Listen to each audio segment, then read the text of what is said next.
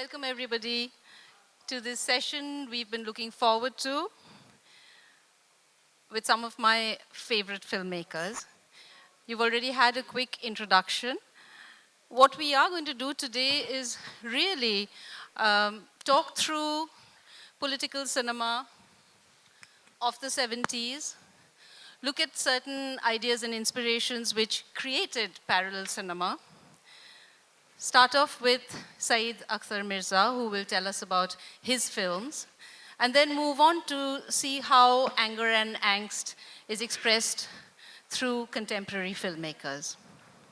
I'd like to start off with you, Saeed Saab, and ask, of course, there's this very interesting story about how you got that middle name, and also your years at the Institute, and how at that time there was a sort of collective thinking, a collective politics, certainly a leftist politics, which worked within the artist community, worked within a creative community. Whereas today, whenever we are talking, I'm just back from Jaipur Literary Festival, and across strands and across sessions, there is this general lamenting about a lack of political thinking, of critical thinking, an absence of critical discourse. So I'd like to open the floor up for more questions later on. But to start with, let's go back to the 70s, the FTI, and Saeed Mirza's early experiences. This session is on the relevance of anger and angst in cinema. I think that's the session of the paper, of the seminar. I worked for about 7 or 8 years in Bombay and in Delhi, and I was working in an advertising agency. And at one point of time, I got tired of doing the kind of work that I was doing, and I quit my job. Can you all hear me at the back? All right.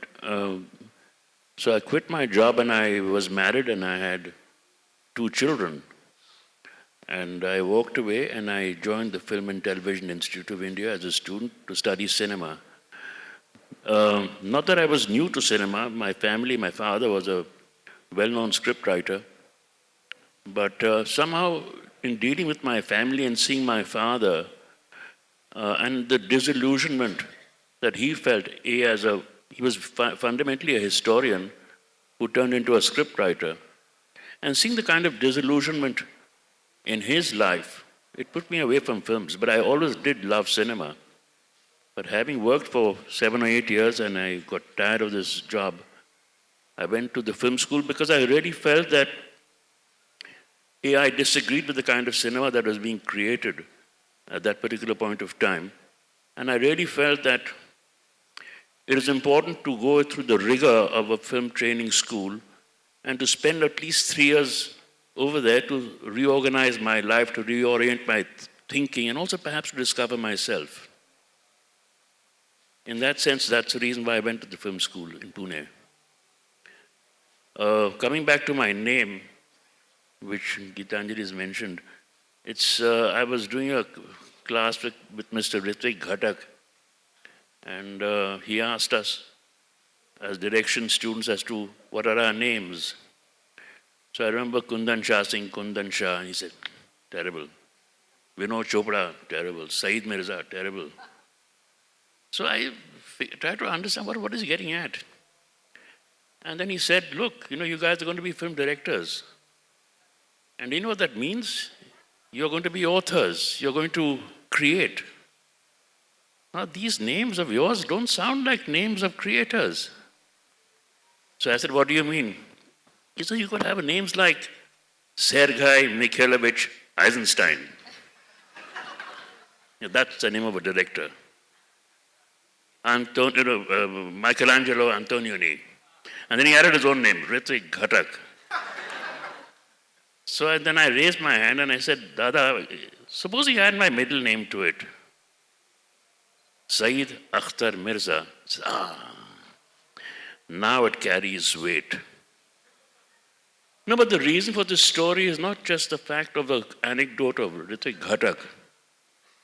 The point I'm trying to make is you took your profession very seriously.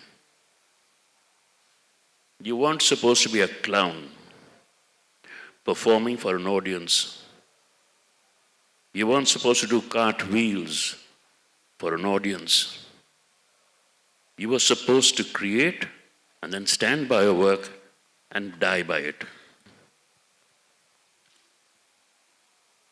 It was a lesson. It is important to understand. And so that's how the name Saeed Akhtar Mirza came about. I was strongly political, still am, but not in the conventional kind of sense, because I don't think any political party will tolerate my intellectual anarchism, in a sense. But yes, I am very strongly leftist. I call myself a Sufi leftist. What that means, I don't quite know. But I have always believed that any kind of leftism that does not have a sense of poetry is dead. So with that in my mind, I started creating my work. And I had a journey in films, and I did television with the same kind of spirit. And then a political event in 1984 shook me terribly. It were the anti-Sikh riots in Delhi. My children had gone there on a holiday, and they actually witnessed those riots. My son still has nightmares about the event that he saw. He was all of 9 years old or 10 years old, I'm not so sure, but he saw things. And I could see actually a nation moving away into a kind of lumpenization of the mind. And it got worse with the Babri movement. Then you had the demolition of the mosque. And then I did my last film. It was called Naseem. And I made that film as an epitaph towards my career in films, and then I walked away. I still do documentaries, I still travel, but in terms of cinema, the anger and the angst is there, but I really see a futility in that, to bring that into your work. And I've moved towards writing because it's far more personal to me, and I can say what I want to and still be able to create things in my imagination of a world that I would like to inherit, or my children to inherit. So as far as angst and anger goes in terms of cinema, I've actually walked away. Not that it shouldn't happen, not that it should not exist, but I personally and philosophically turned away from it. I do see work of young people. I see the work of Dibakar, I see the work of Anurag Kashyap. There's a young man called Digmanshu Dhulia, whose work I respect a lot. There's a Sudhir Mishra's work I like. And I get reinvigorated by seeing their work. But as far as I'm concerned, I would prefer writing. Quite honestly, I'd prefer writing. It gives me a sense of comfort, and it gives me a sense of, I don't know, peculiar satisfaction. It doesn't mean that the anger is not there, or the angst is not there, but I think it's turned, in a certain kind of way, cold and more focused, and therefore perhaps more deadly, actually.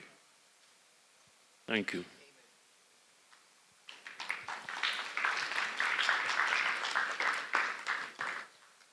We'll carry on the discussion with you, Dibakar. You obviously represent another generation. You were just telling Said Saab that you've grown up on his films and they must have been strong influences. I'd like you to share your thoughts about your filmmaking. You're already 4 films old. And as we were talking earlier this afternoon, starting off with Khosla Ka Ghosla, when a lot of critics were suddenly attributing a sort of legacy of Rishida, of Rishikesh Mukherjee, and saying, here we've got a young filmmaker who's going to make films like Rishikesh Mukherjee. And Diwakar surprised us because he moved away from that entirely when he did Oi Lucky. And then with LSD, it was a radical departure. And finally, Shanghai, which I feel is really looking through the lens darkly. It is a dark film. He might have a lot to say about its reception as well, but personally, I loved it. You also, what I find interesting is the location of an artist, Said Saab. And so with you, you've moved from Delhi, you started your work in Delhi, then moved to Bombay. And I'd like to know how a change of location affects your thinking or affects your creativity, or your response to the world around.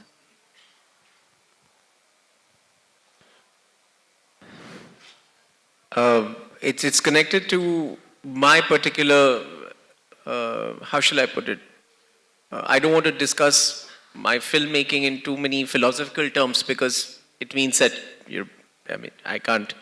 So my filmmaking is essentially taking the tools of everyday details, everyday, minutiae, everyday usages, people's way of talking, people's way of dressing, people's everyday problems. That's what I notice all the time. And somehow trying to use it as the tools to say what I have to say, which means that perforce where I grow up and what I have seen becomes an essential ingredient of what I show. And it doesn't mean that I'm specifically in love with Delhi. Had I been born in Gorakhpur or, Barashat, I would have made films about Gorakhpur and Barashat. So Delhi was where I grew up by chance. It was an accident. I was born in Delhi, and what I saw around me automatically became cannon fodder for what I had to say. And I've repeatedly tried to say this to many people that I'm not in love with Delhi, or I'm not in love with Bombay, or I'm not in love with Calcutta. I'm in love with something else, and these things are tools that I use. So when I moved to Bombay, and it's been 7 years now that I've been in Bombay, slowly, and to everybody's surprise, but not to mine, I moved away from Delhi. And if you remember, Love, Sex or Dhoka was situated in a no man's land. It could be a small town anywhere in India, though the diction was North Indian, because that's what I know. But it could happen anywhere. So, and from LSD, when I moved to Shanghai, it was intensely based on my experiences in Bombay and my adulthood in Bombay, or whatever you call it. Because I live in, as I was telling Said Saab, I live in the old mill area of Bombay, which many of you know, over the last 30 years, has seen the most amazing shift of human experience and human life. And ways of lives have been broken, and new ways have been built in front of my own eyes. And I lived there. And Shanghai came out of that. Shanghai came out of the clash between the Bombay of Salim Langda, which was changing even at that point, and my Bombay, which has got these huge high-rise apartments and those glass-covered buildings and those studios that very strangely still give us money to make films. So, so Shanghai came out of that. So it just happened. Now tomorrow, if by chance, if I shift to, I don't know, Pondicherry or Dhapa, so they will have, ingredients of that particular place. So that's how I make it. It's essentially how you do things. But just to carry on that discussion, we are talking of anger and angst in cinema. And how would you interpret that in your films, particularly the last one? I think we were having a discussion. You see, I think everyone's angry. I haven't met a single person who's not angry in my whole life. Especially a person who's living in a country which is going through a change of history every 5 years or 7 years. And especially a person who lives in a city which is at the forefront of that leading edge of change, at least in India for the last 30 years, 20 years. You can't help being angry. That doesn't mean that everything is bad. But I think anger is an ingredient of surviving in the chaos of history and living that we have in India today. Like if you go to Europe, the reigning mood will be boredom and loneliness. I've faced it. I have friends there, and that's the mood. In India, I think the mood is anger. And in a lot of us, the anger turns into extreme cruelty and extreme violence and extreme heartlessness towards those who live around us. And in some of us, anger turns into a poem or a song or a sketch or a film or a book or what he just said. I think everyone's angry. I think people who use their anger, it's the use of anger that makes people different from the other. So to say anger and angst in cinema is to say that there's, I don't know, there's cement in a house or a brick in a house. Of course there has to be. It just, then you need to figure out which anger. I mean, which kind of anger and how you're expressing it and how you're storing the anger. Yes. So that when it comes out sharpened, needle sharp, hitting where it needs to hit. If you fly off the handle every time and you mistake sentimentality, or if you mistake volume for the intensity of the anger, then you will be spending that anger badly.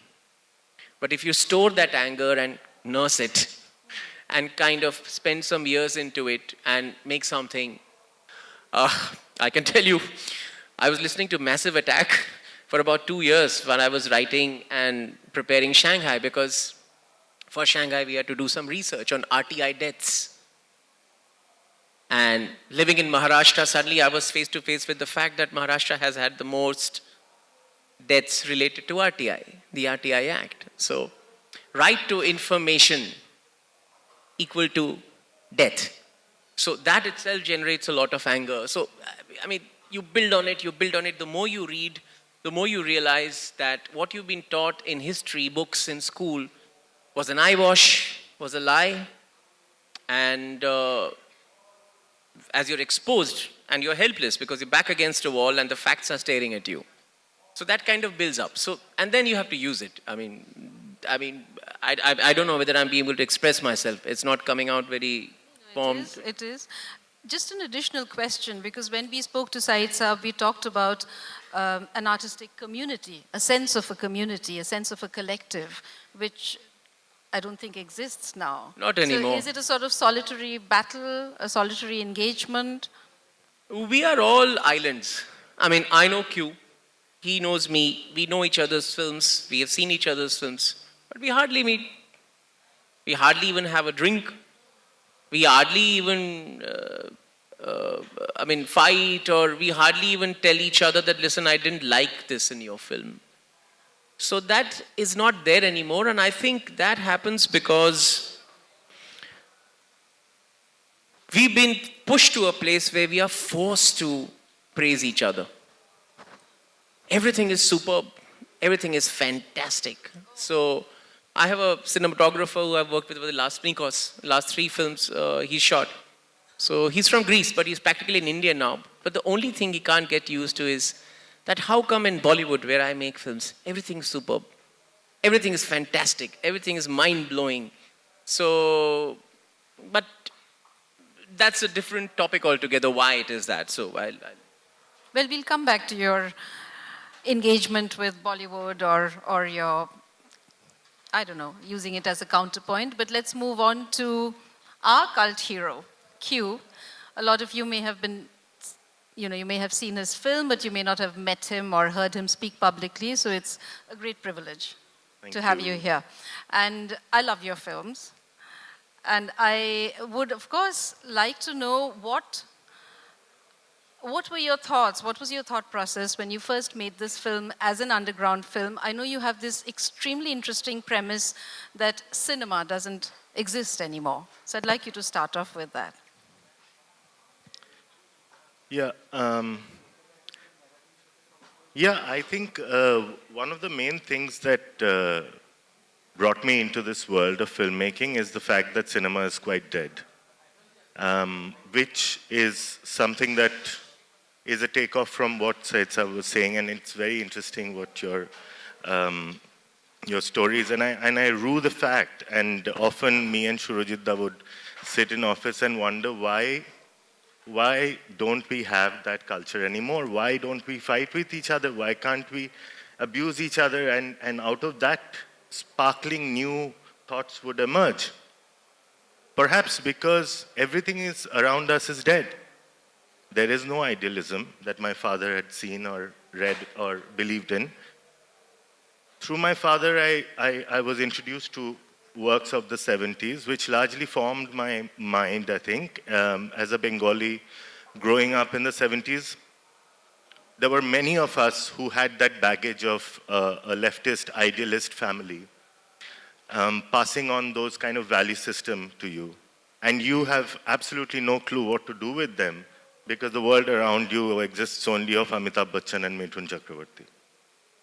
So I think for me, cinema was never an option. I was not interested. I was far more interested in music, which was far more active and integral to a life force that refused to be killed off by anything, by commercial pressure. I grew up during the time of the crash of the music industry worldwide. And music didn't stop. Musicians didn't stop performing. The studios lost out. And now if you look at every major artist in the world performing today, including Gandu Circus, I'm not calling us a major artist though, but we all survive doing live gigs and sell our music ourselves. So this self-distribution mode I was introduced to by my friends in Calcutta who, I came back to Calcutta to make films because I got jolted out of this reverie when I watched Tom Ticker's Run Lola Run, which completely knocked me off. And I realized here is another voice. There are political films being made around the world, and I suddenly bumped into this world of underground alternative films driven by this digital sensibility, this new, completely new age. It has very little to do with classical cinema, very little. And there were stalwarts who were already forming in this discipline, people like Lars von Trier or Mike Figgis. So Europe, while it kicked it off, very quickly I also came across Asian cinema. And this was something that really shifted my perceptions because finally there was something that was out of this, so while I grew up in the communist culture and this entire European sensibility is driven by a sort of socialist thinking, Oriental cinema was completely, okay. Could you please allow us to continue? Yeah, so Oriental cinema was showing a completely different sensibility. It was working with a different kind of energy. This was also very exciting for me, and slowly I got submerged in this world and started thinking whether I could possibly make a film myself. So I started training myself and in digital technology, and I frequently say if cinema is dead, then I can't be a filmmaker. So I had to find something, right? How to tell these stories. And this is what I stumbled into, and I want to share this with you guys as well. And Said Saab is here, so I'm quite excited. This is my theory. I'm a film jockey. A DJ who has to play for 1.5 hours, he doesn't have anything new anymore because everything is done. So what he does is he samples. He has 4,000 records with perhaps 16,000 tunes on them or more. And now he has to decide how he controls the mood of the audience for the next 1.5 hours and to keep them in that same space. It's a collective space. And that's what cinema is. You have to keep people in a collective space for a certain duration. So that's what I try doing. That's why I really don't believe in a script. I don't believe in setups. I don't think that you need anything else but a camera to make a film. I really don't, I think anger and angst is a very crucial part of this because I don't think I make films to make films. I'm not a technical filmmaker. If you ask me to direct a film, I'll probably fail miserably. For me, clearly it was that I had certain things to say, And these things you couldn't say in front of people, especially in creative arts. I was not a writer. I thought filmmaking could be it. This is a discipline that I can acquire. So I started work on it and trained myself for the last 10 years. And here I am.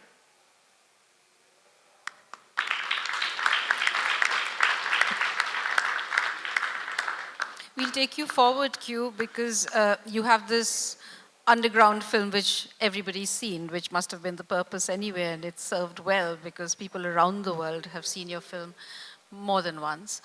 And now the interesting work that all of us are looking forward to is your adaptation of Rabindranath Tagore's Tashe Desh.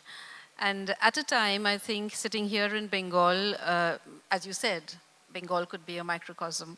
But everywhere, we're talking about the need to come back to satire, to irony, the need to return to Brecht, which is happening in Bengali theatre again. It is a time when there is another form or a revisiting of certain expressions happening. I find that yours is going to be perhaps the most inspiring and most evocative adaptation of Tagore that has happened over the last few years. So here is Tashe Desh. All of us know it is an allegory. It's in one way inspired by Alice in Wonderland, Lewis Carroll, but you have other things to say about it. Yeah. I don't buy that at all. It's far beyond Lewis Carroll, and I think this is like, see, nonsense is a form. I mean, every time someone does anything with nonsense, we have to set them against Lewis Carroll. This is quite offensive, actually, because Tagore completely took another route. So did Sukumar Rai, in fact. And Orientalists think in a different way. Their fantasies are very different from Western minds.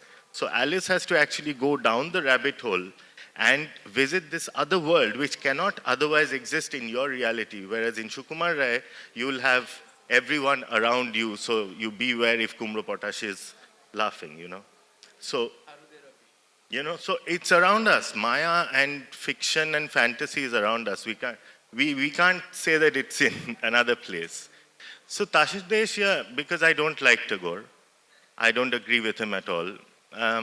I think his theories and writing is completely passé, and we are actually bearing his weight like a humongous weight. We can barely move as a culture because of him.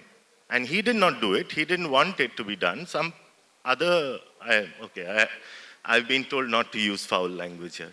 Okay, so Tashe Desh is one text which intrigued me from my childhood because of its songs and the fact that it has songs that everyone knows and half of this audience would be able to remember. We have to learn it in school and all, so that there's like something to give back. I have been living with this and it's filled in my head. I have to take it out someday. So this is why Tashe Desh was very important, crucial for me, and also. Coming from the Gandu experience, it was something that immediately struck me that now is the time to do Tashe Desh, because now everyone will think that this can only be done in the context of a young rapper from Howrah. This can be done to anyone. This can be done to Tagore as well. It's the treatment, it's how you look at it. And I also then we started our research work and found that Tashe Desh is an incredibly wasted text. No one thought it was important. So while the rest of Tagore's work has been dissected and written about, every last toilet paper that he used has been dissected, nothing has been done on Tashe Desh. And simply it was relegated to being a children's play while it was written at a time of great strife. He dedicates this to Netaji. When Netaji is being thrown out of the Congress, he performs it himself. He plays the prince himself at Elphinstone Theatre, the first performance of Tashe Desh that was produced by Sarojini Naidu. How can this be a children's play? This is insane. So, then we started revisiting it. And I've spent about 12 years thinking about Tashidish. Let's see how now, I mean, people have to think of it now. And hopefully this also marks an appearance into the cultural mainstream, because we are playing with a mainstream object here, which is Tagore. Can't be more popular than that. So, yeah, I mean, I'd love to show you something from Tashidish, but maybe we'll keep it for the end. Yes. Yeah? Yes. Cool. Now?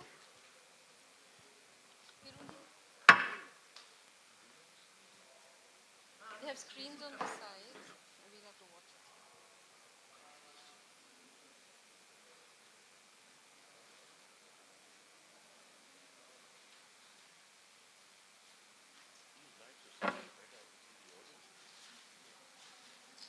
Yeah, they should keep it like this.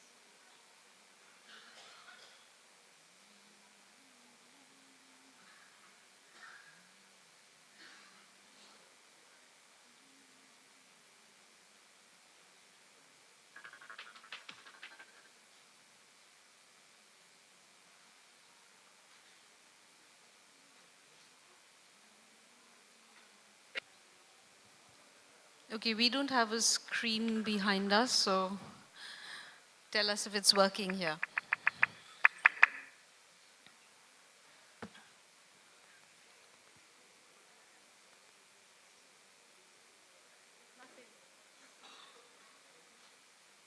No, the screen's there for the audience, but not for us.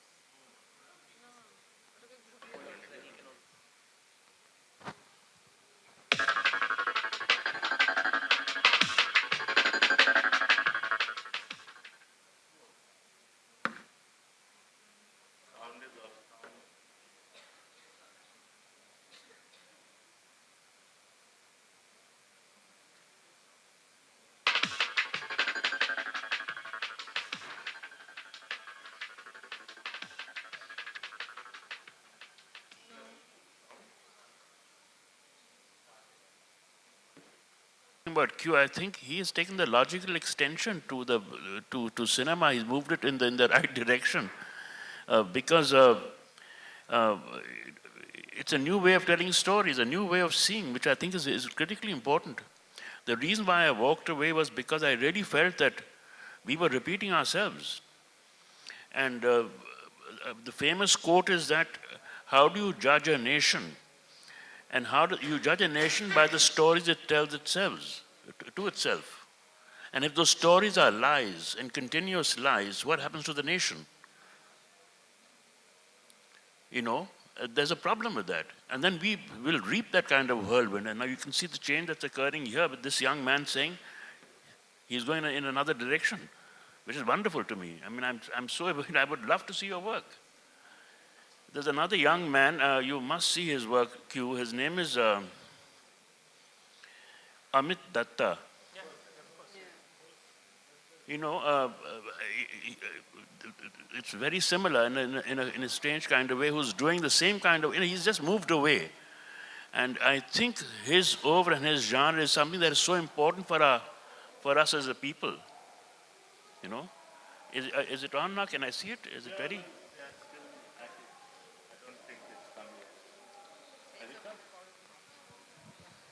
Well, Q is still trying to get that clip up for you, but meanwhile, we'll just move back to Dibakar again. And I have a question about your audiences, really, because if you're talking about anger and angst, it's not just the author or just the artist, it is about the society that he's speaking to and about the sense of an audience that he has.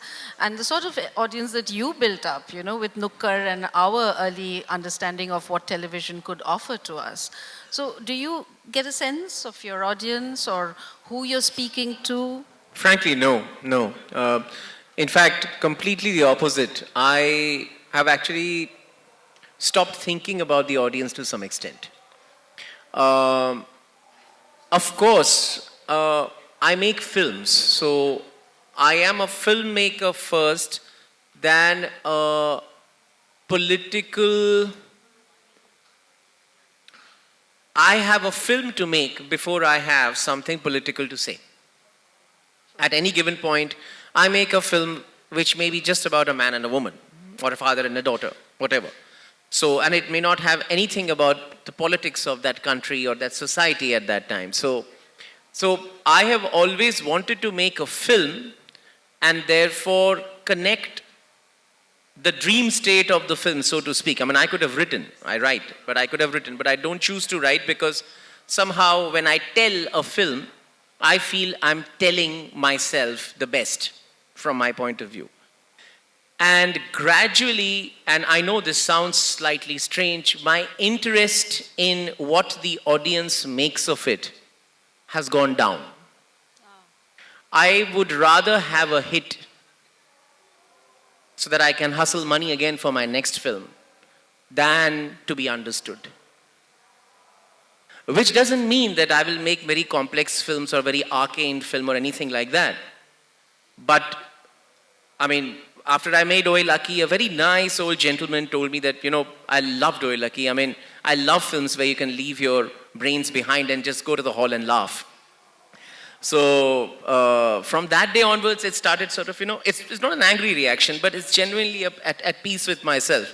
I would rather have my film make money so that I can get money for my next film. And out of the 100 people who see my film, if 5 people are getting across to my anger or to what I'm trying to say, then it's okay. And if 50 people get it, it's okay. And if nobody gets it, it's also okay, as long as I get my money for my next film. So that's one thing. So I really have stopped worrying about the audience beyond a point. If your film has a certain amount of budget, and I'm speaking in a very realistic space, you need to cast actors who are well known and who will lure the audience into the theater. Of course, with that comes the risk that the talent of the star is sometimes inversely proportional to the number of people who want to see that star. Perhaps you have to be everything to say everything to everyone, which means you're nothing. Yeah. So that's the only dilemma I face. But otherwise, it's somehow I have to make the next film. And I don't know why I said it, because a lot of studio bosses are going to see it tomorrow and I'll be out of a job and a profession. So, but that's the way it works out, actually. Well, you have, in a way, arrived.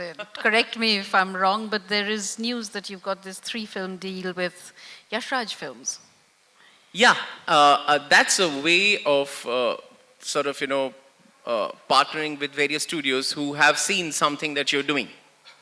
And they also want to sort of, kind of take it forward. That has got nothing to do with the relationship that you have with the audience. It's a completely different thing.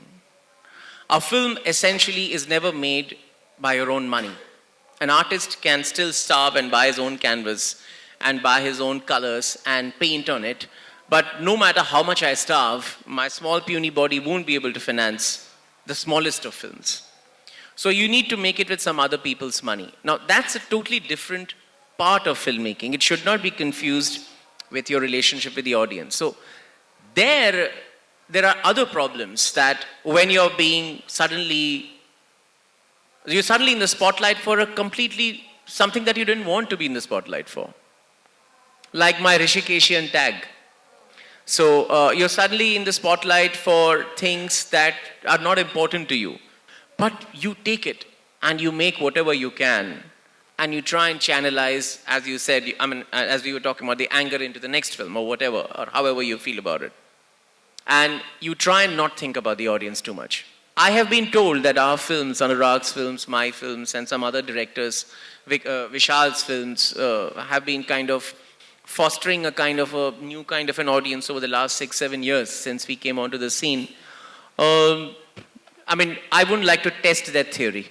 It's a comforting myth. I would like to live by it. And as long as I get my next film, I'm okay with it. I won't try and upset something, I won't try and look too deep into it. Frankly, I'm shying away from it. I don't know what my audience is. There, I've said it. Any luck, Q? Oh, good. Okay, so what I'll show you is just a quick backdrop of this. This is this is something we haven't shared so far. We have shared only the trailer, which is now online, so you guys can check it out later. So when Sangeeta was pestering me to show something for sure from Tashir Desh, I realized that while I was talking about this music, cinema work now. Fucker.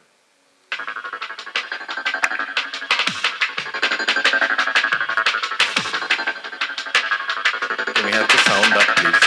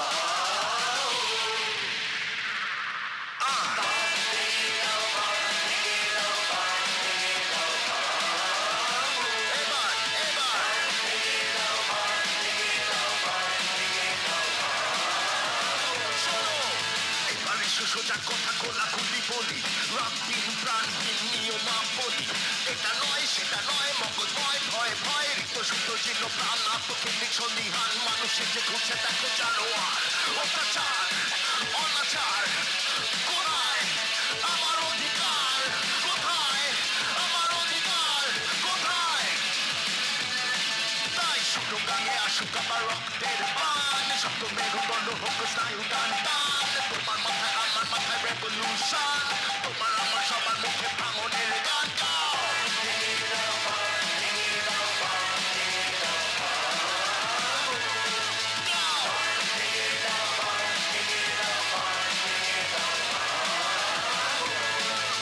ভাঙনের জয় গানে বিপ্লবের কলতানে সামরিক অভিযানে হিউম্যানিটির অর্থপ্রাণে capitalist কুচকাওয়াজে military rule সমাজ সুযোগ খোঁজে ধরবে তোমার ভুল আমার সকল নিয়ে বসে থাকি সর্বনাশের আশা সত্যি কথা সত্যি শুদ্ধ প্রতিবাদের বাঁচায়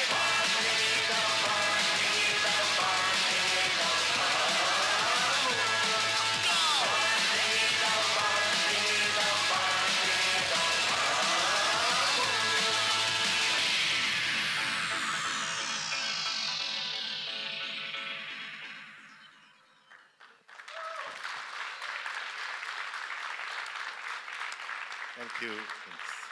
Just for Tagore writing such a, it was very interesting for me to look at how Tagore wrote this song, extremely political song about breaking down boundaries at that point of time.